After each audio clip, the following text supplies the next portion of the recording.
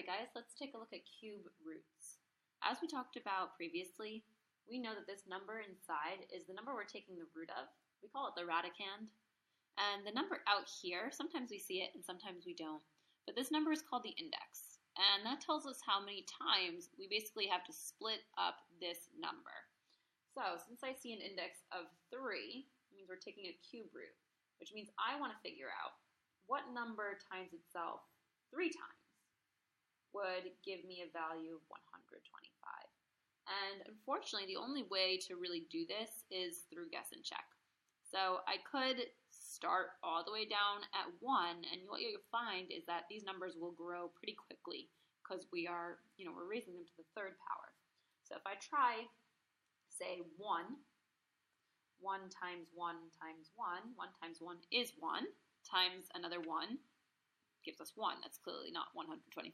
That's not working for us. So let's try 2. 2 times 2 times 2. So 2 times 2 makes 4, times 2 is 8. So that's not what we're looking for. Let's go a little bit bigger. Maybe we should try 4. So 4 times 4 is 16. Times 4 is 64. Okay, we're getting bigger, but still not big enough. So let's try 5. So 5 times 5 is 25. 25 times 5 does equal 125. So that's what goes in these blanks. And so therefore the cube root of 125 has a value of 5. Meaning if I were to place this guy on a number line, he would sit right at the tick mark of 5. This is where 125, the cube root of 125 would fit on the number line.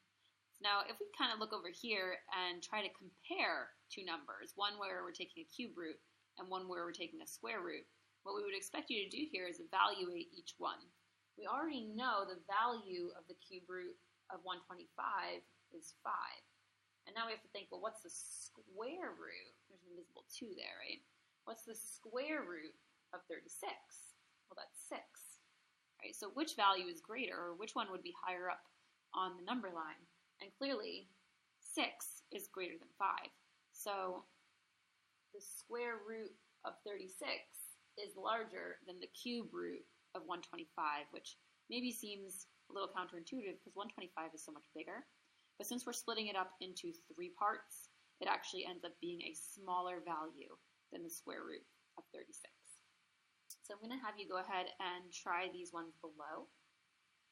Try to evaluate these. In this last one, you have to find what number that we would take the cube root of to get 6. All right, so give it a shot, pause it, and come back when you're ready. All right, let's take a look at the answers here. If you have any questions, you can go ahead and call somebody over.